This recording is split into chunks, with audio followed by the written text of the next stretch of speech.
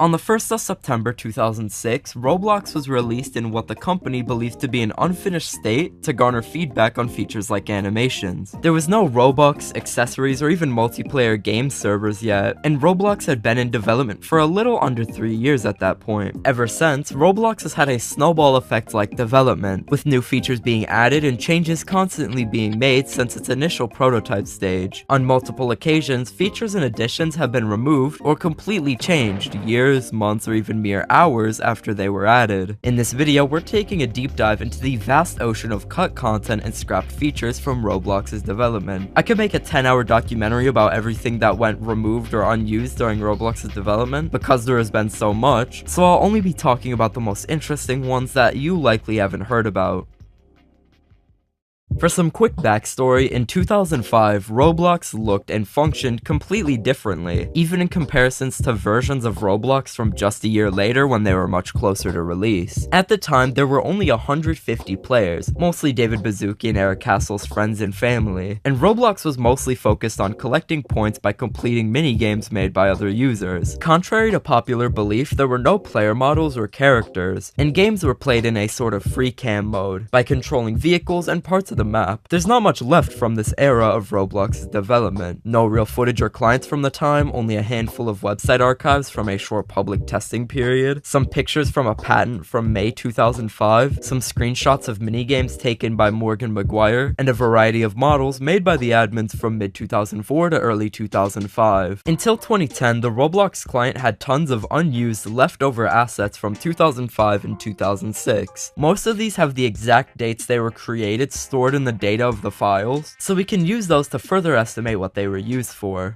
First, we have a bunch of icons for camera controls, all created on February 3rd and 4th, 2005. They all have yellow and blue variants for when they were pressed or the cursor was directly over it. Some early players may remember that at one point, Roblox used to have these 4 icons in the corner for controlling the camera. They were unnecessary and inconvenient to use because players could use the same mouse they were clicking these buttons with to pan and zoom the camera in a more conventional manner. These were silently removed at the start of 2013. At one point in 2005, the arrows, center button, and 2 of the small circular icons were used in one small panel in the bottom right. This is while the game was still in a free cam mode instead of the third and first person that we have today. There's a set of icons for a long gone feature called cards, all created in 2004. Cards were like descriptions attached to models that would appear in the properties tab of Roblox Studio to tell the player what the model was meant for. The screenshots from a May 2005 patent that I mentioned earlier are incredibly useful, as they show us a lot about Roblox's earliest stage of development, which is a rather mysterious part of Roblox's history otherwise. The patent includes a slideshow of screenshots of the Roblox client, serving as a tutorial on how to construct a basic vehicle. Firstly, the HUD is completely different. All the icons are set within gray circles with drop shadows. All of the icons shown on screen were left inside the Roblox client until 2010, but were removed to cut unnecessary bloat from the client. Also notice that in these screenshots, the cursor most often associated with old Roblox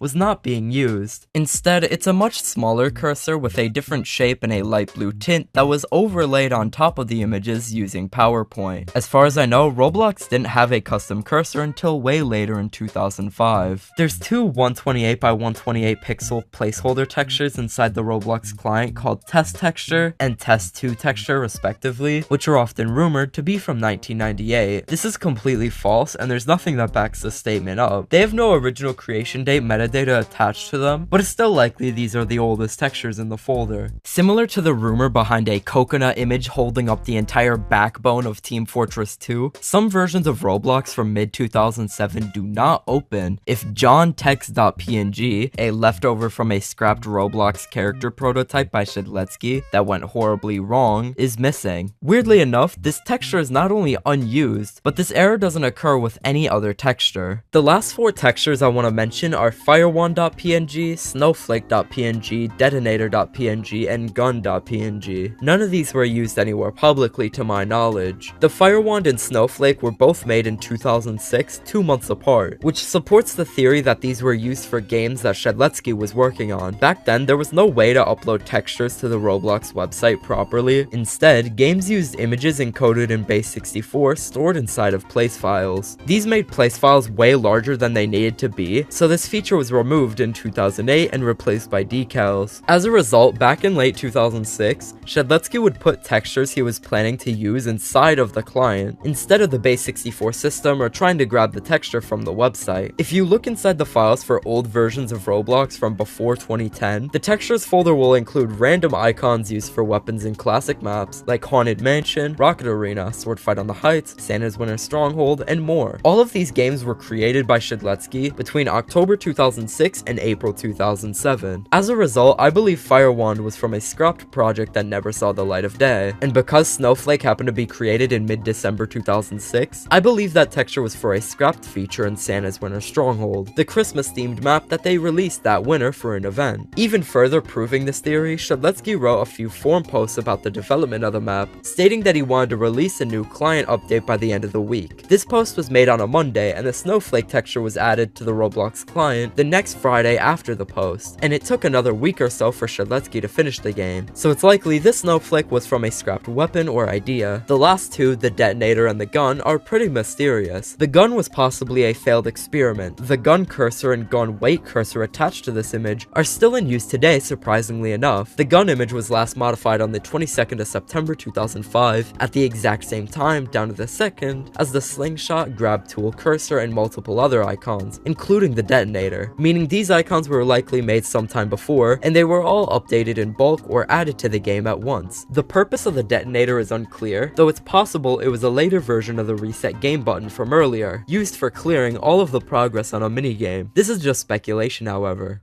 Over the years, a large amount of official, not including UGC, accessories have been scrapped before they ever made it to the catalog. For this chapter, I'll only be focusing on the most interesting or the least documented examples. On May 21st, 2010, the Roblox staff account uploaded 13 different unfinished numbered bundles called AK Test. These are completely undocumented online, even on the Roblox fandom wiki, which already has an extensive list of cancelled items. This was a week after they released Robloxian 2.0. In August 2010, Roblox staff uploaded tons of GUI concept art, only some of which made it to the final game. It's much blander than the final revisions. 3 years later, they uploaded art from an unfinished help menu of sorts, which didn't match the current style of Roblox at the time at all. 20 times between July 2007 and January 2012, admins Shedletsky and Clockwork mistakenly uploaded place files under the slots of hats or gears, while attempting to upload the intended items. The majority of these place files were small, messy testing places with hats scattered around, some of the later ones being unused. The final time this happened, in January 2012, Shedletsky uploaded a random developer showcase game as a hat. I'm not sure how this happened, and it's unclear who built the place. Twice in 2011 and 2012, the Roblox account had duplicates of glitched places show up on its account. One is a random starter place called Fiona the Fox Girl's Place, and the other is a testing place called Asov Technology, created by the user Tenel. Weirdly enough, both places appear on their original creators' accounts, though both games are private. The second game has a description that reads as follows: "If you are only 20 characters or a Roblox administrator working to fix a glitch on his behest, feel free to contact me via PM or at Roblox Tenel on Twitter." Even though the second game is closed, an RBXL copy is in circulation, and it doesn't seem to be anything special, just an average testing place. While preparing for the 2012 GIF Explosion event, an admin accidentally uploaded one of the GIF textures as an HTML asset. There's nothing special about the file itself. This was strangely common too. Less than a year later, an admin accidentally uploaded a sound effect called Skunk Sound Maybe under the category of an image asset. Here's what it sounds like.